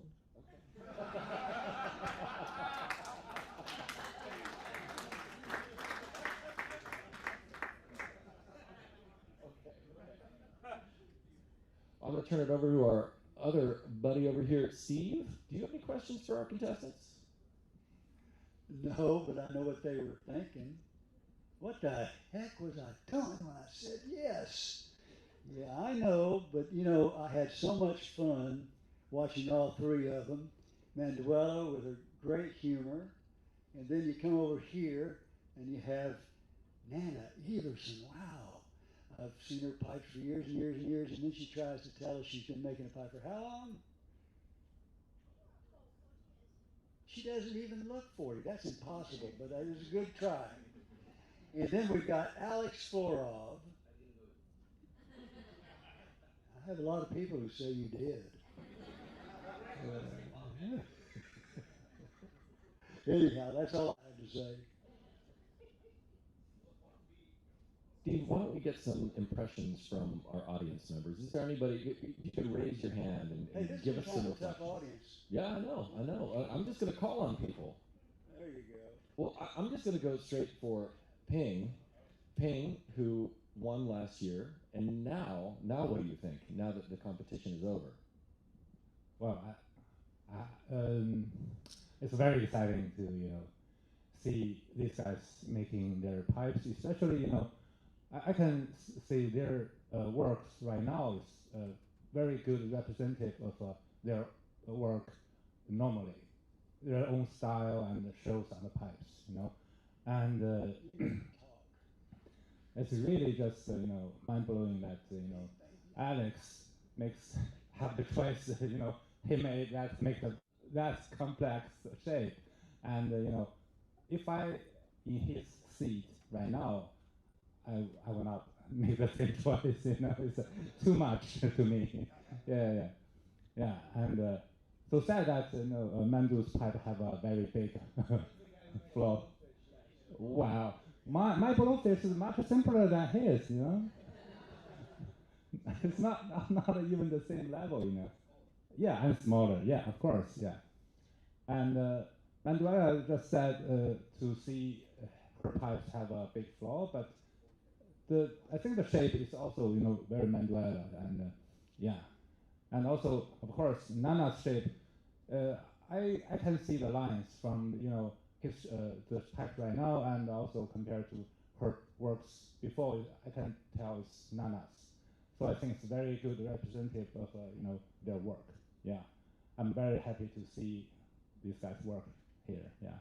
Hey, I've got another very famous pipe maker who's dying to talk. Nate King, what did you think about what you saw tonight? I'm not the famous pipe maker. Who are you talking about? You've got the three most famous here. It has been fantastic to see the work done by three greats in, again, a very short amount of time on the same stuff that we get to. I'm part of the group that teaches through the seminar, and the same tools that we all got to use to learn pipe making, they're taking and using to make just absolutely amazing pieces in kind of a handcuff position of, yes, this drilled this way. They would maybe not choose that, but to see them adapt and see the beauty that is within, as Jeff said earlier about Michelangelo, they removed the Briar, the piece that was not a pipe, to make a pipe. So it's awesome to see such skill. Thank you, Nate. We appreciate your thoughts. Nate King, ladies and gentlemen.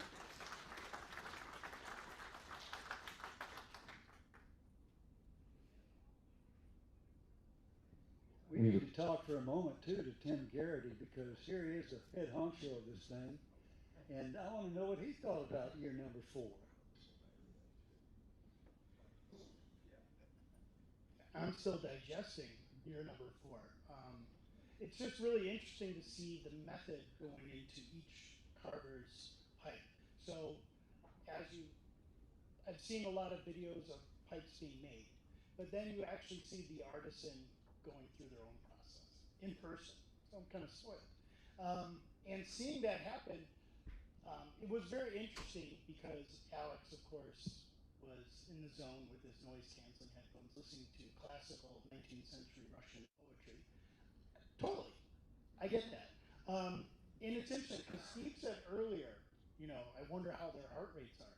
The person with the highest heart rate in the room, Vera.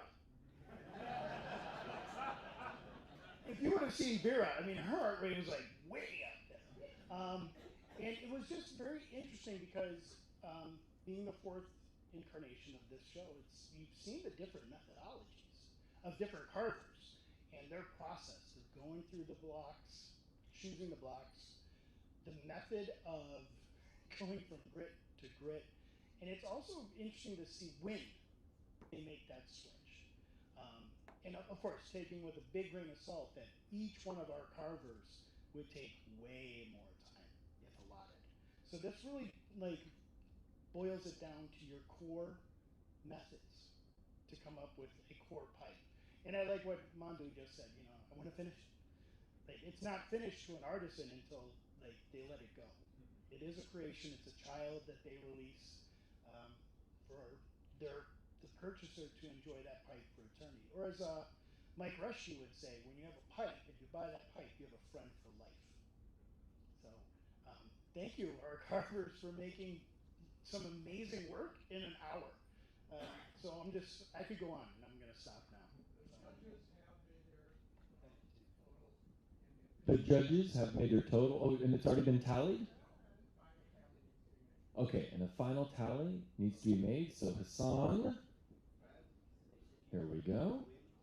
All right, we have, I have one other competitor from previous years here, Dirk Heineman.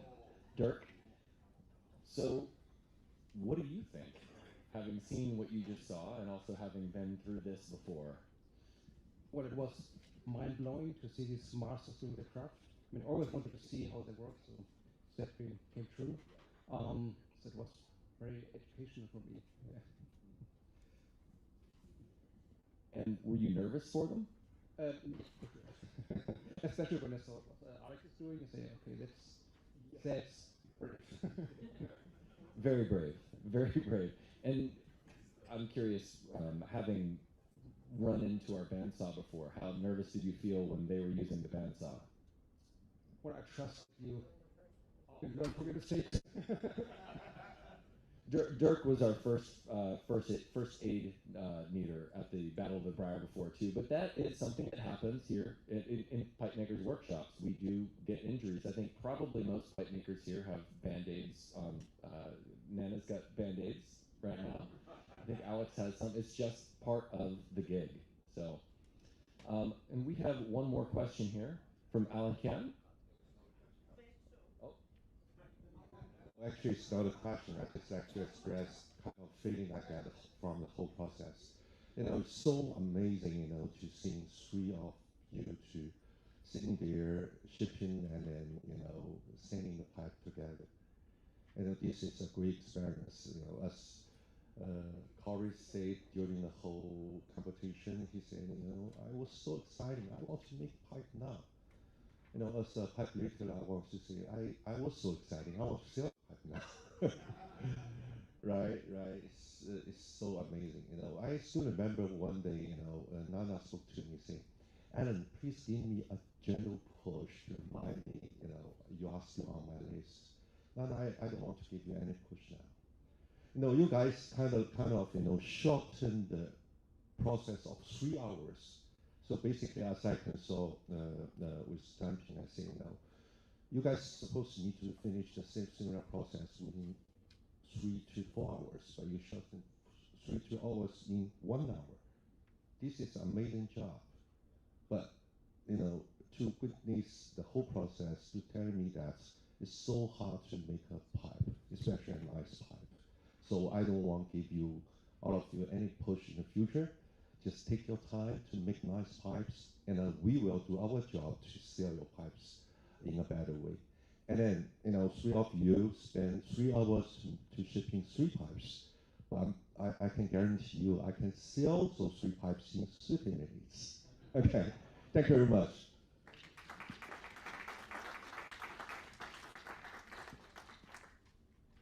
Fallon, Mr. Fallon, I think we have results. So, please go to Steve. And Steve, would you announce this year's winners? Oh, Mandu, hold on, we need to wait for Mandu.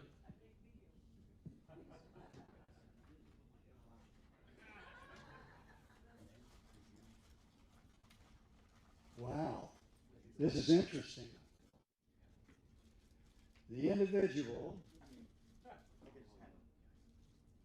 who tied, the individuals who tied for second and third place come right after the winner, Alex Florov.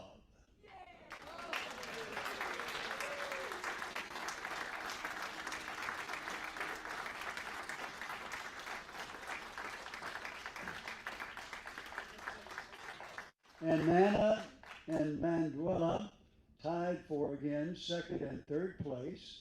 And I think that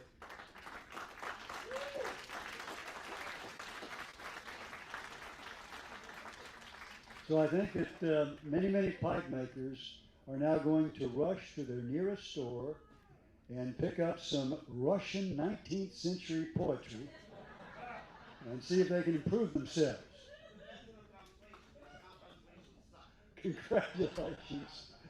Congratulations to all three of our competitors.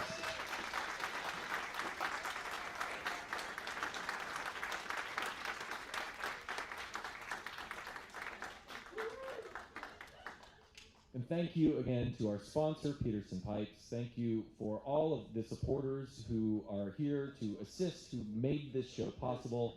And thank you to all of you audience members who came to watch this event tonight. Thank you so and don't very forget much. those judges. No, the judges, thank you for giving your time to be here tonight.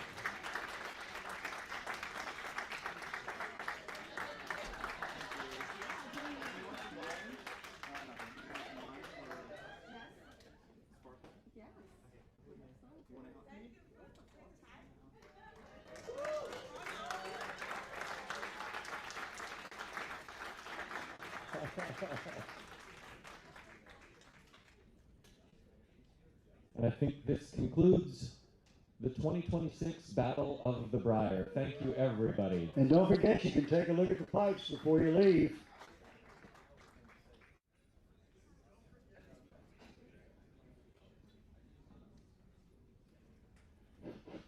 Don't forget to thank Jeff and Steve for their broadcasting. Thank you very much. Our pleasure. Thank you very much, Steve.